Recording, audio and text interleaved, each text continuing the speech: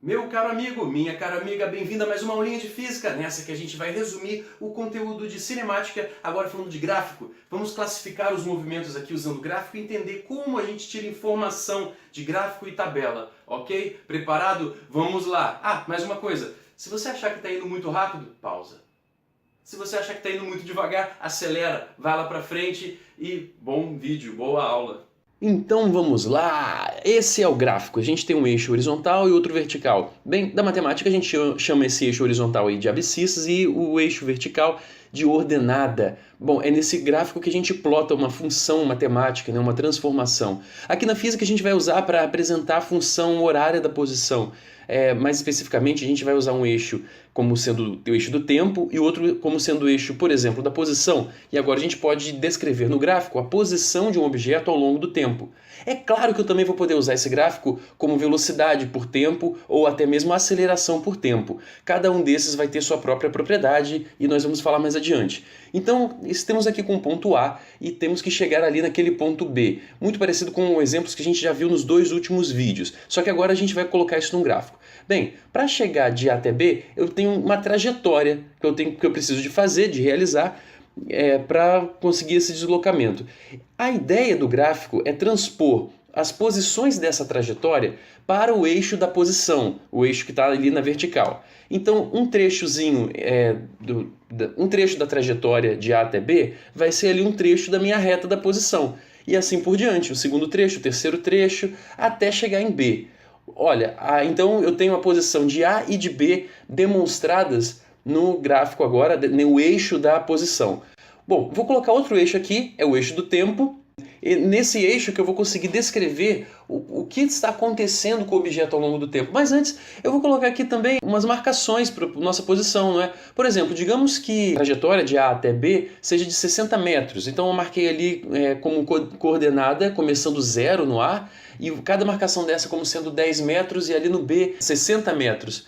No meu eixo posição, eu vou usar a unidade de medida metros para escrever as posições ao longo da trajetória. De 0 até 60 metros, todas as posições. A gente sabe que A vai estar ali em 0 metros e B vai estar ali em 60 metros. No eixo do tempo, eu vou usar em segundos. E está aí essa divisão. Então imagine que eu tenho um sujeito ali naquela posição indicada e no tempo 5 segundos. Eu posso marcar no gráfico assim.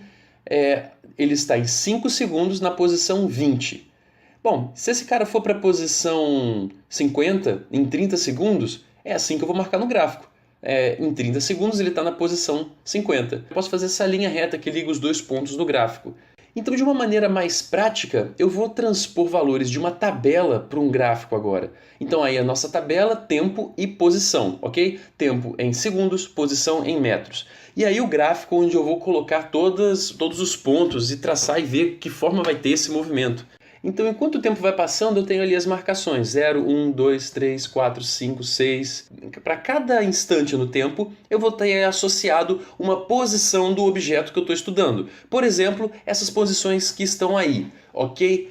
Para escrever essas posições e nesses instantes de tempo no gráfico, eu preciso de determinar bem a escala do gráfico antes. Então, eu vou colocar dessa forma.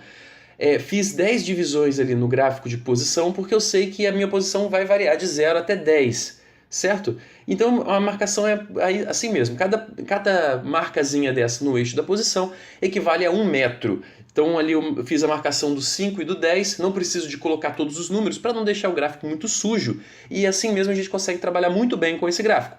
Agora no eixo do tempo eu vou fazer essas 6 divisões aqui. E a ideia é que os espaçamentos entre um intervalo e outro sejam o mais iguais possível. Eu não usei régua nesse gráfico, mas o ideal seria usar uma régua. Eu não tenho régua aqui de quadro, tá ok? E atenção para isso. Não é necessário que os zeros das coordenadas de tempo e posição estejam no mesmo ponto. Nesse caso aqui aconteceu do 0 segundos ser também 0 metros, tanto de um quanto de outro eixo. Mas nem sempre vai ser assim. Eu poderia estar começando aqui em 10 metros, poderia estar começando aqui em menos 3 segundos. Vai depender de como eu quero visualizar todos esses dados. Lembre-se disso, o gráfico é uma forma de visualizar os dados e ele pode ser feito de um jeito ou de outro para que a gente consiga interpretar melhor o que está acontecendo, ok? Desenhando então o primeiro ponto no instante de tempo t igual a zero, a gente fica com aquele pontinho ali na origem do gráfico, né? Onde é 0 segundos e 0 metros. O segundo ponto fica ali no instante 1, mas ainda em 0 metros, como indicado. No instante 2, continua em 0 metros e fica dessa forma no gráfico. Agora, já no instante 3 segundos, eu tenho já uma coisa diferente no gráfico. Agora o objeto parece que começou a se mexer. E no instante 4 segundos, o objeto está na posição 2. No instante 5 segundos, o objeto já foi para a posição 6. Foi um comportamento um pouco inesperado, talvez, para esse movimento. E no instante 6, né, a gente está na posição 10. Olha que bonito! Que bonito! Olha isso! Olha só! Dá para perceber que esse gráfico não tem uma velocidade constante, né? Em algum momento ele estava parado, depois ele começou a se mover com uma velocidade, depois parece que ele mudou a velocidade.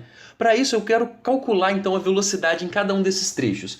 Então eu coloquei ali na terceira coluna da minha tabela o eixo de velocidade em metros por segundo e agora a gente vai calcular essa velocidade em metros por segundo. Quando eu tento calcular a velocidade no primeiro instante, eu não consigo. Lembra disso? A equação da velocidade vai ser ΔS sobre ΔT. Em outras palavras, eu preciso de ter uma variação da posição e uma variação do tempo. No primeiro instante, eu não tenho uma variação, não tem como eu avaliar uma variação do tempo ou da posição, porque eu só tenho um valor de tempo e posição. Já no segundo instante, eu posso pegar ali o instante anterior, que era 0 segundos, mais o instante que eu estou avaliando 1 segundo, e calcular ali que meu ΔT, o meu tempo decorrido, foi de 1 segundo. Faço a mesma coisa para a posição e acho nesse caso aí que o deslocamento é igual a 0. Então, a velocidade vai ser 0 dividido por 1, que é 0, marcado ali na tabela. Repetindo o processo para os próximos instantes de tempo, eu tenho ali 2 e 1.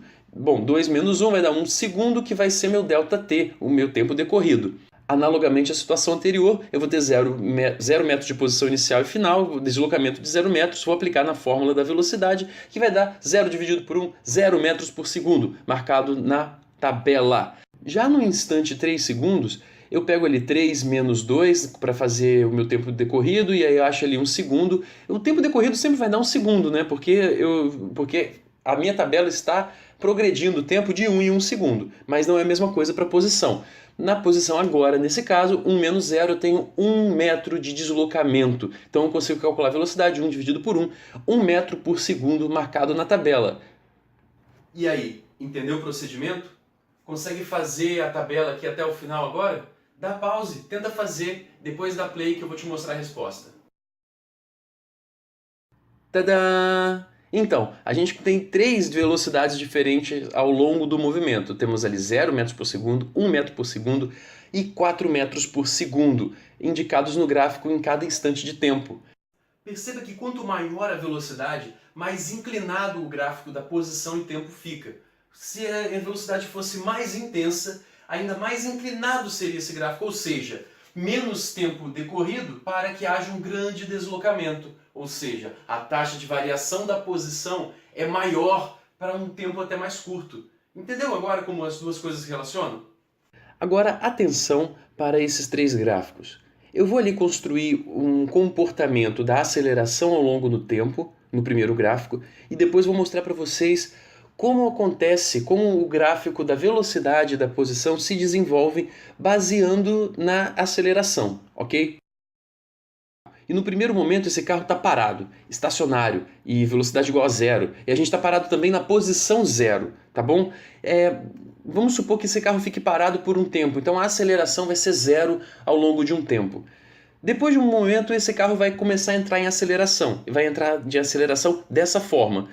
É uma aceleração que vai entrar de uma vez, positiva e constante. É muito importante que a aceleração seja constante, ok? Nesse momento em que a aceleração é constante e positiva, as pessoas que estão dentro do carro vão sentir como se tivesse uma força puxando elas para trás. Mas na frente a gente vai ver que não é bem uma força que está puxando a pessoa para trás. Mas você imagina quando um ônibus está saindo do lugar ou quando o carro está saindo acelerado, você se sente jogado para trás. Enquanto essa aceleração estiver ocorrendo, é essa sensação que as pessoas dentro do carro vão ter, ok? Mas em algum momento esse carro para de ser acelerado, ok? não que o carro esteja parado, ele parou de acelerar e as pessoas pararam de se sentir jogadas para trás, mas esse carro ainda pode estar em movimento. Num próximo momento, o carro agora começa a frear. Então as pessoas se sentem jogadas para frente. É como se algo estivesse puxando elas para frente do carro. Mas na verdade é o carro que está parando. Sua velocidade está diminuindo, porque a taxa de variação da velocidade, no caso a aceleração, é negativa. E depois de um tempo a aceleração volta a ser zero e fica aí um tempo com a aceleração como se fosse zero. Entendido? Vamos ver então a variação da velocidade. Como eu falei, lá no início do movimento a velocidade é zero. Bom, se a aceleração também é zero nos primeiros instantes da viagem, então por um tempo a velocidade vai continuar constante e como era zero, vai continuar constante e igual a zero, até a aceleração começar a mudar isso. Quando a aceleração começa a ser constantemente positiva, a velocidade vai variar constantemente. Então vai ser uma linhazinha reta com uma inclinação, do jeitinho que está aí. Bom, depois que a aceleração voltar a ser zero, a velocidade vai parar de variar. Não significa que a velocidade vai se tornar zero, e isso é muito importante. A velocidade só para de variar. A taxa de variação da velocidade passou a ser zero. Significa que a velocidade parou com a sua variação. Então ela continua com o mesmo módulo que ela estava antes de acabar a aceleração. Então ela é ali uma velocidade positiva constante, até começar a aparecer uma aceleração negativa, quando o carro começa a frear. Aí eu vou ter um decrescimento no módulo da velocidade, você vê aí que é uma inclinação e a velocidade está indo para zero. Nesse caso aqui, eu fiz de uma forma que a aceleração inicial fosse igual à desaceleração final ali, só para que a velocidade chegue em zero, perfeitamente em zero, ok? Bom, depois que a aceleração passa a ser zero de novo, a velocidade passa a ser constante de novo. Só que agora a velocidade é zero e continua zero ali no eixo. Entendido? No gráfico posição pelo tempo, como eu disse lá no início, a posição inicial vai ser zero, vai estar ali no encontro entre o eixo de posição e tempo. No início, onde a aceleração continua zero, a posição não vai mudar. A velocidade também é zero, então a posição segue constantemente ainda em zero. Só vai mudar quando começar a entrar uma aceleração positiva. Eu tenho essa curvinha acontecendo no gráfico posição por tempo. É como se ali no início ele não fosse mudar a sua posição. Só que quanto mais o tempo passa, mais a sua posição vai mudando em relação ao tempo. Mais inclinado ele vai ficando. No próximo momento, quando a velocidade fica constante no tempo, é constante, mas não é igual a zero. Logo, a inclinação não muda mais no gráfico posição-tempo. A inclinação fica constante. Então associa isso. A inclinação no gráfico é a velocidade. Se a velocidade é constante, a inclinação vai ser constante. Vai ficar essa linhazinha reta. Então eu vou ter a inclinação do meu gráfico posição por tempo diminuindo até ficar ali como se fosse uma reta horizontal. Percebe? É mais ou menos o que acontece durante a aceleração, só que agora eu estou diminuindo a velocidade até parar. Note que enquanto a velocidade está diminuindo, o meu carro ainda continua andando para frente, só que ele vai andando para frente com cada vez menos velocidade até que a velocidade cesse. E por fim, meu carro ficou parado agora sem aceleração, sem velocidade, ele continua, se nada mudar, ele vai continuar parado nessa nova posição, onde ele chegou, lá na frente, completamente diferente da posição inicial. Essa projeção aí é mais ou menos a posição, o quanto que a gente andou nessa nossa viagem. Mesmo que não tenha números nesses gráficos, eu consigo entender o que está acontecendo. Talvez não de maneira quantitativa, já que eu não tenho números, mas de maneira qualitativa, eu consigo ver quando que a velocidade está aumentando, quando é que ela está diminuindo, eu consigo deduzir aceleração e velocidade a partir do gráfico da posição, consigo entender qual é a velocidade durante o percurso, qual é a posição, velocidade inicial. A gente consegue deduzir várias coisas com gráficos simplesmente analisando eles. Agora eu quero fazer o seguinte, eu vou classificar aqueles tipos de movimento que a gente viu lá na última aula, progressivo, retrógrado, e colocar no gráfico aceleração, velocidade e tempo de todos eles aqui. Para velocidade inicial igual a zero e aceleração igual a zero, o movimento é estacionário. O objeto está parado, né, e não sai do lugar. Ali no gráfico de aceleração, você vê que está no zero e não sai do lugar. Continua zero constantemente. A velocidade inicial, como a aceleração é zero, ela também não sai do lugar, e ela é inicialmente zero. E a posição, que eu estou dizendo ali que também vai ser zero no início, não vai sair de zero, ok? Então é assim que eu vou organizar o pensamento para a gente fazer as próximas classificações. Para a gente ter uma base comparativa, eu não vou mexer muito nos gráficos e eu vou usar a posição inicial sempre igual a zero, a velocidade inicial às vezes vai ser positiva ou negativa daqui para frente, e a aceleração constante às vezes vai ser positiva e às vezes vai ser negativa, e às vezes também vai ser igual a zero. Vamos lá. Velocidade inicial maior do que zero implica em um movimento progressivo. Como a aceleração é igual a zero, o movimento é uniforme, então progressivo e uniforme. Repare o gráfico. A aceleração sempre igual a zero, a velocidade maior que zero e fica constante, pois a taxa de variação da velocidade é zero, e a posição muda linearmente, porque a velocidade é constante. Agora, se a velocidade inicial for menor que zero, ou seja, for um valor negativo de velocidade, o movimento é retrógrado, uniforme porque a aceleração é zero, aqui nesse caso, e o gráfico fica dessa forma. A velocidade negativa, imutável no tempo, constante, e a posição linearmente decrescente. Nesse caso, a velocidade é maior do que zero, mas a aceleração também é maior do que zero. Então esse movimento não é mais uniforme. Agora, ele é progressivo, porque a velocidade é positiva, e ele é acelerado, porque a aceleração está aumentando o módulo da velocidade. Note ali no gráfico da velocidade que ele já começa positivo e ele segue sendo cada vez maior. O gráfico da posição vai ficar essa curva aí, que já começa inclinada e a inclinação vai aumentando cada vez mais, formando essa curva. Se a velocidade inicial for menor do que zero e a aceleração maior do que zero, o meu movimento vai ser retrógrado, porque a velocidade é negativa, só que ele também vai ser retardado, porque a aceleração está diminuindo o módulo da velocidade. Note ali no gráfico da velocidade, a velocidade começa negativa e vai ficando cada vez mais próxima de zero. Note que o movimento do jeito que está aqui, em algum momento o sentido do movimento vai ser alterado. Como assim? A velocidade começa negativa, mas como a aceleração é positiva, vai chegar o momento que a velocidade vai passar a ser positiva. Quando a velocidade for positiva, daqui para frente, o movimento vai ser progressivo e acelerado. Mas até então o movimento é retrógrado e retardado, pois o módulo da velocidade está diminuindo. Note que o movimento tem um sentido negativo, é onde começa o movimento. Nesse instante que está marcado de azul aqui, é o instante em que existe a mudança do sentido do movimento. A velocidade passa a ser positiva, então a posição que estava decrescendo passa a crescer. Ficou claro? Com a velocidade inicial sendo maior do que zero, ou seja, positivo, o movimento será progressivo. A aceleração menor do que zero implica numa aceleração negativa, o movimento vai ser retardado. Nesse caso, porque a aceleração faz com que a velocidade decresça o seu módulo. Note que aqui a gente tem o mesmo caso da situação anterior. A velocidade começa positiva e ela vai decrescendo até chegar no ponto em que ela vai se tornar zero e depois se tornar negativa.